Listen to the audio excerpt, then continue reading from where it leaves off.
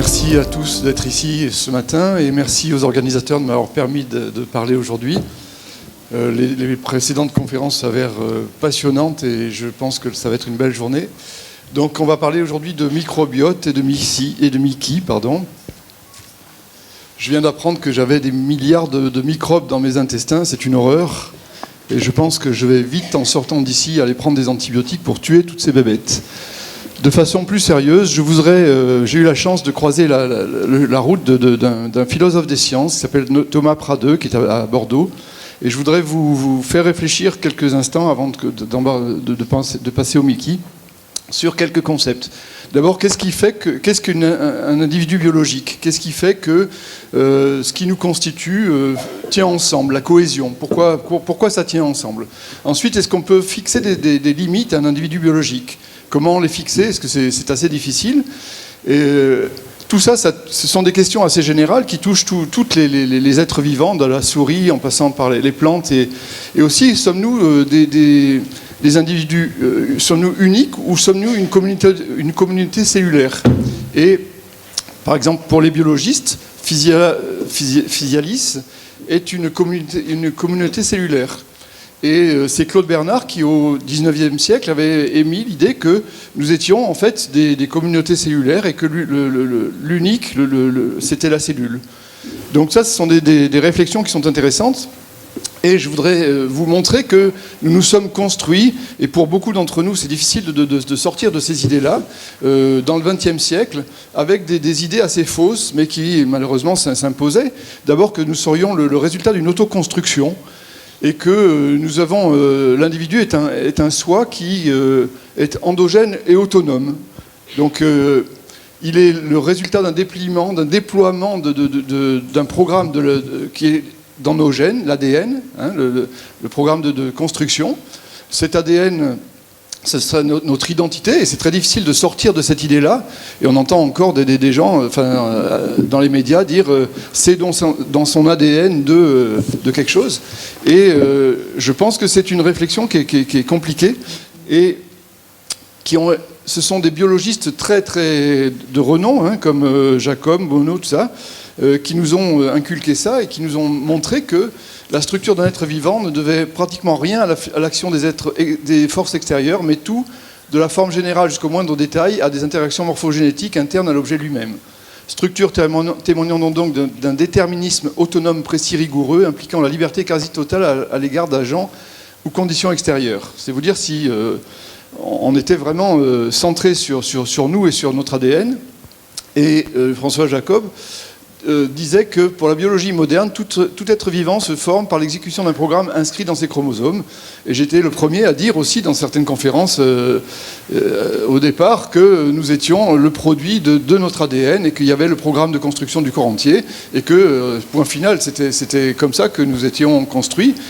Et la deuxième idée erronée que nous avons encore en nous aussi, c'est que nous serions le soi biologique, l'individu serait comme une forteresse et qu'il y aurait une sorte de clôture, que nous serions renfermés sur nous-mêmes et que nous serions potentiellement attaqués par toutes ces microbes et bactéries, etc. Et que nous serions donc en guerre et en état de guerre permanente et du moins en surveillance.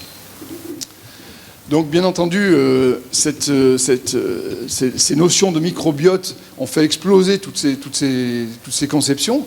Et nous savons que nous sommes en fait un écosystème microbien complexe, que nous avons des cellules et des microbes, et qu'il faut intégrer tout ça. Et que nous avons, pas seulement des bactéries, nous avons aussi des archées, des levures, des champignons.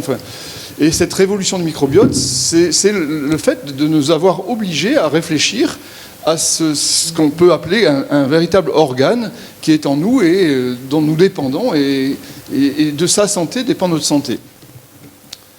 Donc l'indispensabilité du microbiote pour un développement normal s'est imposée petit à petit, et on s'est aperçu en fait que c'était un phénomène qui était assez général et qu'il s'agissait d'un équilibre délicat, remis en question en permanence, et que nous avions le plus souvent, quand notre alimentation et que notre microbiote va bien, nous étions en symbiose. C'était un système donnant-donnant, gagnant-gagnant. On les nourrit et ils bossent pour nous, mais que ça peut aussi se transformer en système parasitaire. on te nourrit et tu en fous pas une et tu restes dans notre intestin, ou ça peut devenir, on te nourrit et toi tu nous attaques pour essayer de nous bouffer. Et cette indispensabilité du microbiote pour un développement normal, on la retrouve partout dans la nature. On voit qu'il y a des plantes qui dépendent de certaines bactéries pour leur développement. Il y a un exemple bien connu qui est cette petite seiche qui dépend pour sa survie de ce... Pardon. Bon, c'est pas grave, de ce virus qu'elle doit recruter et qui va lui permettre de faire cet organe luminescent qui va lui éviter d'être bouffé. Et sinon, si elle ne recrute pas cette bactérie, elle ne peut pas développer cet organe et elle va mourir. On le voit dans la nature, on le voit dans les plantes. Et donc, on s'est aperçu que ce microbiote qui était en nous, eh ben, non seulement il est indispensable pour notre développement normal, mais parce qu'il va participer à l'angiogénèse, il va participer à l'organogénèse du tissu lymphoïde associé à l'intestin, à la maturation du système immunitaire. Et quand on a les exemples maintenant des animaux que l'on fait pousser, que l'on fait grandir sans microbiote, hein, ce qu'on appelle les fameuses souris axéniques, on s'aperçoit que, eh ben, elles ont des tas de choses qui marchent mal, et un développement intestinal qui se fait mal, le développement artériel qui se fait mal, etc. Et bien entendu, l'explosion aussi de ces connaissances, des connexions entre ce microbiote et notre cerveau. Et donc là, on a énormément de choses intéressantes sur le stress, sur la cognition, les émotions et même sur des maladies comme l'autisme. Donc c'est une construction qui est tout au long de la vie et dans laquelle la nutrition joue un rôle fondamental. C'est entre les bactéries, l'immunité et la nutrition. Il y a vraiment un dialogue en permanence bidirectionnel entre ces trois-là. Il y a une interdépendance entre l'alimentation et le système immunitaire et le microbiote. Il existe maintenant des preuves de communication bidirectionnelle entre les trois facteurs clés du tractus gastro-intestinal, l'alimentation, l'immunité et la microflore commensale. L'alimentation peut avoir de profondes influences sur le système immunitaire. On sait l'impact énorme de la vitamine A sur le système immunitaire, d'où les problèmes dans certains pays émergents qui sont en déficit important de vitamine A et qui ont un problème d'immunité très important. La vitamine D, dont on connaît maintenant le rôle, qui est une vraie hormone, et on sait qu'il en faut de plus en plus et pour tout le monde. Les ligands du récepteur des aryles hydrocarbones, sur laquelle des aliments comme les crucifères peuvent agir, et les folates, côté passionnant, hein, dont on a parlé hier soir dans l'exposé que j'ai fait, et qui a trait aussi au problème de méthylation. Donc, un trio très important à entretenir, et sur le plan de la nutrition, nous avons vraiment des rôles à jouer. Donc ça, c'est des études sur l'impact de la vitamine A, l'acide rétinoïque. Je passe rapidement pour ne pas déborder. Donc, ce microbiote est à l'interface entre de nombreux systèmes de l'organisme, et donc d'où l'intérêt de vraiment s'en occuper. Et on s'est aperçu aussi que le statut social avait un impact sur ce microbiote. Ils ont fait une expérience sur des macaques, et que ceux qui avaient un statut inférieur dans la groupe avaient une immunité antibactérienne très importante, et ceux qui avaient un statut supérieur avaient une immunité virale plus importante. Donc le message principal que je voulais vous faire retenir sur ce sujet, c'est que nous sommes tous des écosystèmes microbiens complexes, que c'est très difficile de se contenter de la distinction soi et non-soi, où commence le soi, où commence le non-soi, et que pour unifier la pluralité de ce système, comment on va faire, comment on va choisir tel et tel microbe, comment on va choisir, pourquoi quand on se constitue, pourquoi on va privilégier les Firmicutes, les Prevotella, etc. Eh bien parce que celui qui joue le rôle, c'est le système immunitaire. Donc il va permettre l'unification de composants hétérogènes, multi-espèces. Et plutôt que cette théorie du soi et non-soi, qui est battue en brèche, je pense qu'il faut penser à une théorie de la discontinuité. C'est-à-dire que toute réponse immunitaire est en fait une réponse à une modification rapide des motifs moléculaires avec lesquels les récepteurs immunitaires interagissent. Si ça change rapidement, il va déclencher une réponse effective. Si ça ne change pas ou si ça change lentement, il va déclencher une réponse régulatrice. Donc retenez ce message, individu écosystémique, pluriel, avec des conséquences thérapeutiques importantes. Il ne faut pas forcément combattre les microbes, contrairement à ce que je disais tout à l'heure de façon humoristique. c'est qu'il vaut mieux restaurer les équilibres de l'organisme, maintenir et stimuler les symbiotes, et établir un nouvel écosystème intestinal, une défense avec la transplantation fécale dont je dirais juste un mot. Ces bactéries, elles sont là depuis très longtemps, elles sont toutes petites par rapport à une cellule eucaryote. Elles sont là, vous voyez que la naissance de la Terre, les bactéries, elles ont commencé là, et nous, c'est ce petit truc qui est là. Donc c'est normal que nous soyons colonisés comme elles ont colonisé tous les systèmes de la planète. Il représente à peu près 2 kilos, mais en fait, il est variable en fonction de votre alimentation. Par contre, il a un génome très important. Nous sommes des individus métagénomiques. Hein. Nous avons le génome de nos cellules propres et le génome de nos microbes. Il a une grande diversité, mais qui s'est appauvri depuis le chasseur-cueilleur. On a perdu en diversité et en nombre, malheureusement, mais une capacité importante aux changements environnementaux. Il n'est pas le même en fonction des régions et des alimentations, bien entendu.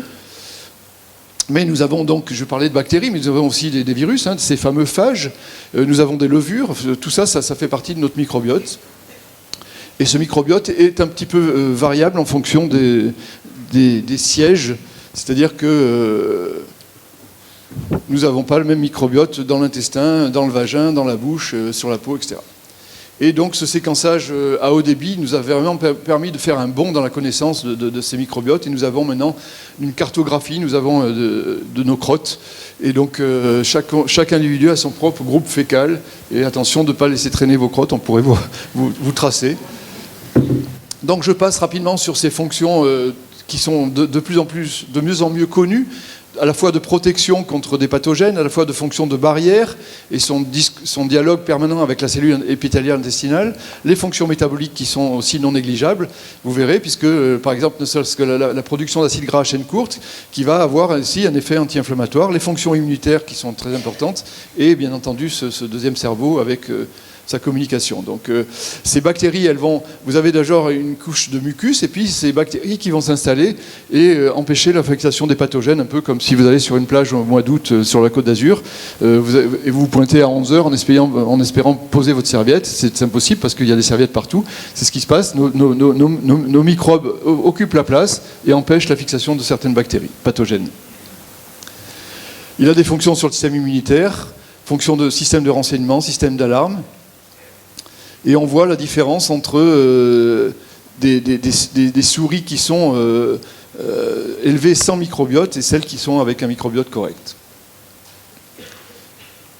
Ça, je vais passer rapidement, parce que sinon je ne vais pas vous pouvoir terminer. Donc cette construction, elle se fait tout au long de la vie. Et maintenant, vous avez tous entendu parler de certaines variations d'effets de nos chimiothérapies et des biothérapies anticancéreuses en fonction du microbiote. Et donc ça met encore plus l'accent sur l'importance de ce microbiote et la nécessité maintenant on commence à faire des analyses un peu plus poussées qui sont disponibles en clinique sur ce microbiote. Donc les citadins topiques, je vous en ai parlé. Donc, les facteurs qui influencent ce microbiote, bien entendu, il y a la génétique, sur laquelle pour l'instant on ne peut pas grand-chose, et il y a l'environnement sur lequel on peut. Donc, l'alimentation, on va en parler. Les antibiotiques, vous avez compris que malheureusement, c'est important de les limiter et de les donner à bon escient, et en particulier de ne pas en abuser dans les premiers jours de vie. Il y a des médicaments qui perturbent et le microbiote et la cellule intestinale, comme les anti-inflammatoires, les chimiothérapies, etc. Le tabagisme, et bien entendu, il y a une modification en avançant en âge de ce microbiote. Change-t-il avec notre alimentation? On s'est aperçu que la composition de la flore s'adaptait au changement de nourriture. Et par exemple, le poids du microbiote dépend du type d'alimentation. Et donc, on constate une perte de diversité dans la flore microbienne des populations obèses. Toutefois, en dépit des perturbations qu'on lui impose, cet écosystème fait preuve d'une certaine inertie et garde une signature propre à chaque individu. Même après retour à une alimentation saine, par contre, ce type d'alimentation modifie durablement l'immunité. Il y a aussi tous les additifs qui vont avoir des effets malheureusement pro-inflammatoires, qui entraînent des réactions à long terme. Et ce sont des additifs qu'on retrouve dans pratiquement toutes les processed foods, les aliments transformés. Il y a les antibiotiques aussi, ça cause des débats. Vous voyez tous ces microbes qui sont morts après une utilisation d'antibiotiques.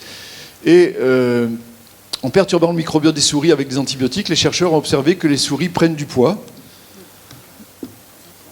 Il constate aussi que le système immunitaire est altéré. Certaines déclenchent une inflammation de l'intestin, d'autres encore font de l'asthme. Des études américaines ont montré une corrélation entre la prise d'antibiotiques avant l'âge de 6 mois et le risque de développer une obésité avant l'âge de 7 ans. Il y a aussi la naissance. Chez les bébés nés par césarienne, il existe une différence de microbiote qui persiste dans le temps, car certaines populations de bactéries sont peu nombreuses, voire même absentes.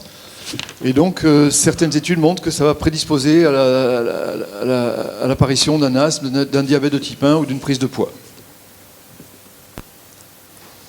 Au niveau des Mickey, donc, dans cette pathogénèse des Mickey, vous savez bien que c'est un problème délicat parce que nous avons à la fois un problème environnemental, un problème de gènes et un problème de microbiote. Donc Harry Sokol, qui est à Paris, là, dans l'unité de recherche, a montré qu'il y avait une composante fongique qui changeait dans certaines maladies inflammatoires de l'intestin, avec une proportion plus forte de candida albicans et une présence plus faible de Saccharomyces. Il a identifié des déséquilibres dans la composition fongique du microbiote propre à certaines Mickey. Ainsi, chez un patient souffrant de maladie de Crohn, la diversité des champignons est augmentée relativement à celle des bactéries, ce qui n'est pas le cas de la rectocolite hémorragique. C'est vous dire le problème. Il y a aussi ces phages qui sont porteurs d'espoir, en particulier pour remplacer certains antibiotiques, pour nous aider à combattre, mais qui peuvent aussi malheureusement devenir actifs et attaquer nos bactéries. Et en particulier, ça concerne une bactérie que l'on commence à connaître de mieux en mieux, qui est Faecalibacterium prausnitzii, qui a un effet anti-inflammatoire. Donc le problème de cet intestin, c'est qu'à un moment donné, vous avez un microbiote qui est perturbé pour X raisons, et donc vous allez avoir ce qu'on appelle une dysbiose, donc un déséquilibre dans ce microbiote. Donc si vous êtes en bonne santé, vous avez des bactéries pro-inflammatoires qui sont équilibrées avec le microbiote anti-inflammatoire, dont fait partie ces fameuses bactéries prausnitzii. Et par contre, si vous basculez dans le microbiote déséquilibré, à ce moment-là, vous êtes dans la dysbiose et vous êtes dans l'inflammation.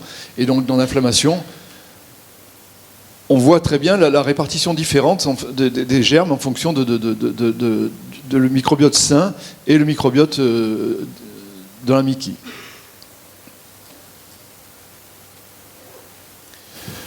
Donc les anomalies observées sont quantitatives et qualitatives, avec à la fois une perte de biodiversité par la disparition d'une ou plusieurs populations bactériennes et l'expansion d'autres groupes bactériens. Ce déséquilibre altère la coopération des bactéries entre elles et cause des potentielles dysfonctions. Elle se caractérise non seulement par la perte de diversité, mais aussi par l'instabilité du microbiote, témoignant d'une moindre résilience. Donc c'est cette fameuse bactérie dont qu'on essaye ça va être les probiotiques de l'avenir, bien entendu, ce ne sera plus les fameux bifido et lactobacilles. Les bactéries de l'avenir, ce seront des bactéries dirigées contre une maladie, ou peut-être simplement les molécules qu'elles produisent pour avoir leur effet anti-inflammatoire. C'est aussi un axe de recherche actuel.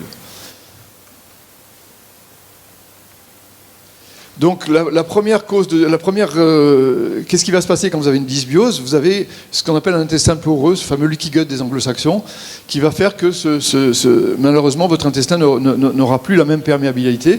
Et les causes, vous les connaissez, on ne va pas revenir dessus, et en particulier les problèmes de malnutrition et d'alimentation, de junk food. Les conséquences, ça va être un état inflammatoire qu'on appelle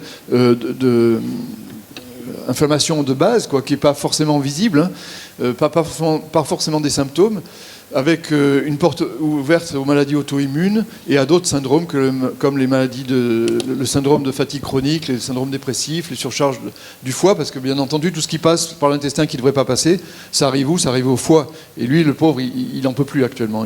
Entre les problèmes tout ce qu'il a à traiter comme xénobiotique, plus si vous avez un intestin dysbiotique, je peux vous dire que le foie, il n'est pas à la fête. Donc qu'est-ce qu'on va pouvoir faire au niveau de cette alimentation? Bien entendu, l'objectif c'est de revenir sur le bio, c'est-à-dire un bon microbiote. Donc on va s'en servir au niveau de la nutrition et éventuellement en apportant des probiotiques et des prébiotiques. Donc il faut manger suffisamment de prébiotiques, je vais vous dire lesquels, éviter les pesticides, privilégier le bio, éviter la prise inutile d'antibiotiques, mastiquer, ça c'est le premier message qu'il faut donner à vos patients. Éviter la prise chronique d'antiacides, ne pas manger trop de sucre et de viande et consommer beaucoup de poissons gras. Donc ça, je ne reviens pas dessus, vous avez compris. Les prébiotiques, repas riches en fibres, c'est un véritable festin pour votre microbiote. Parce qu'en retour, il va vous produire des acides gras à chaîne courte qui vont avoir un effet carrément anti-inflammatoire, en plus d'être ces fameux acétates butyrates et tout ça, qui vont en plus nourrir les cellules du côlon et avoir d'autres effets positifs. Avec un régime pauvre en fibres, en 4 générations, les souris ont perdu la moitié de leur diversité microbienne.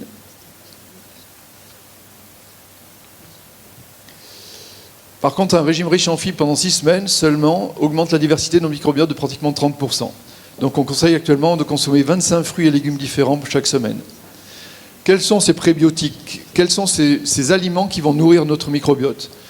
Les topinambours, les panais, j'en cite quelques-uns, hein, les salsifis, les navets, les asperges, la chicorée, les oignons et l'ail, les artichauts, les bananes, les poireaux, le kiwi et ces fameux polyphénols que vous pouvez manger tous les jours et qui vont en plus stimuler une bactérie qui est de mieux en mieux connue aussi, en particulier pour les problèmes d'obésité, c'est Akkermansia mucinifera. On va commencer un quart d'heure après. À côté de ça, vous avez aussi des probiotiques, ces fameuses bactéries. Vous pouvez d'abord, elles interviennent dans énormément de troubles, mais aussi dans les maladies inflammatoires chroniques et dans les maladies auto-immunes. Il y a des aliments qui sont riches en probiotiques. Hein. Vous avez les yaourts, les cornichons, les légumes lactofermentés, la choucroute, le miso, le tempeh, le lait fermenté, le kéfir. Et vous avez aussi, ce qu'on utilise nous en pratique clinique aussi, ce sont les probiotiques que nous avons à disposition avec des compositions qui varient et que vous connaissez aussi bien que moi. Et certains, maintenant il y a eu une croissance dans le nombre de bactéries. Vous avez maintenant des produits avec 450 milliards de bactéries qu'on utilise surtout, qui sont réservés aux pochites, c'est-à-dire après les interventions de rectocolite. Pour agir sur l'inflammation, on va essayer d'agir sur un facteur clé de l'inflammation, le facteur NF-kappa B, qui va réguler tous les gènes de l'inflammation. Et nous avons des aliments qui peuvent agir sur ce facteur. On a le curcuma, on a le resveratrol, l'épigallocatechin galate, du thé vert, etc. On va agir aussi sur les acides gras, puisque ce nucléaire facteur kappa B, il va entraîner la synthèse d'une cyclooxygénase de type 2 qui va utiliser les acides gras pour faire de l'inflammation, en particulier si vous mangez beaucoup de produits laitiers, beaucoup de viande rouge et que vous avez beaucoup d'acide arachidonique. Et à un moment donné, malheureusement, il va bien falloir arrêter cette inflammation. Et il n'y a qu'un moyen pour switcher, et c'est bien connu maintenant, pour fabriquer des résolvines et des protectines pour arrêter l'inflammation, il faut avoir des oméga 3 dans vos membranes. Et si vous ne mangez pas d'oméga 3, vous n'aurez pas la capacité de calmer l'inflammation. Ça, c'est une étude montrant qui avait été faite pour montrer l'influence des oméga 3. Le curcuma, je ne reviens pas dessus, on va en parler, reparler, on en a parlé juste avant. Le stress oxydant, vous pouvez aussi vous dire que chaque fois qu'il y a de l'inflammation, il y a de l'oxydation. Donc vous pouvez privilégier certaines vitamines, vitamine C, vitamine A, etc., le zinc. Et enfin, les triglycérides à chaîne moyenne, qui ont aussi un intérêt qu'on trouve dans l'huile de coco, par exemple, et qui ont des propriétés immunomodulatrices, anti-inflammatoires, qui ont été prouvées dans différentes études. Donc, vous avez compris, mastiquer, faites des choix alimentaires corrects, entretenir votre barrière, vous pouvez le faire aussi en rajoutant de la glutamine à vos patients. Et vous connaissez aussi les recherches actuelles sur la transplantation fécale, mais qui sont, c'est pas non plus la panacée, parce que c'est très compliqué. Comment déterminer qu'un microbiote est sain? Comment être sûr qu'on ne va pas transférer d'autres choses qui ne sont pas souhaitables? Donc, et comment avoir une transplantation fécale qui va être stable dans le temps? Ce sont beaucoup de problèmes qui sont à résoudre au niveau de la transplantation fécale, pardon. Et donc, je pense que nous sommes à l'aube vraiment de découvertes importantes et ce microbiote va prendre de plus en plus de place dans nos traitements. Voilà, donc un trésor pour la santé humaine, encore faut-il le préserver et ne pas prendre des médicaments et tout ce qu'on avale toute la journée qui le met à mal. Merci de votre attention. Merci.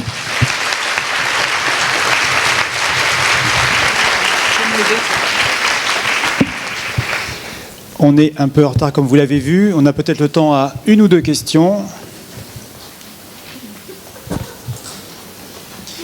Quel est l'avenir, finalement? Est-ce que c'est l'alimentation qui est le meilleur modulateur de notre microbiote, ou est-ce que c'est des éléments bactériens ou des produits bactériens? Parce que vous avez montré qu'il y avait un peu les deux entités. Vers laquelle vous pensez qu'on va aller?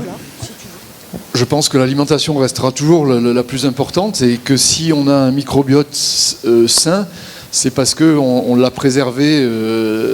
Alors le problème actuel, c'est les polluants, les perturbateurs endocriniens, tout ce qui va altérer notre microbiote, plus les médicaments. Effectivement, il faut privilégier les aliments en première partie et privilégier le bio, on ne le dira jamais assez.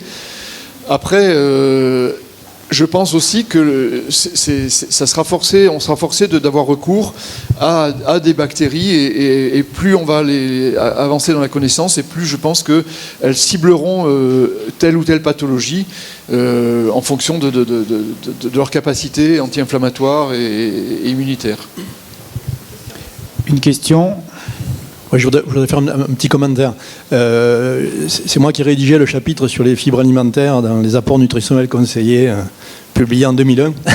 Donc juste un commentaire pour rappeler une chose quand même qui est très fondamentale, c'est que dans l'alimentation actuelle, dans tous les pays industrialisés, et donc la France, il y a un déficit majeur de fibres alimentaires. En gros, en moyenne, et en particulier chez les femmes. En moyenne, en gros, on a un déficit entre un tiers et la moitié de ce qui est recommandé comme fibre alimentaire.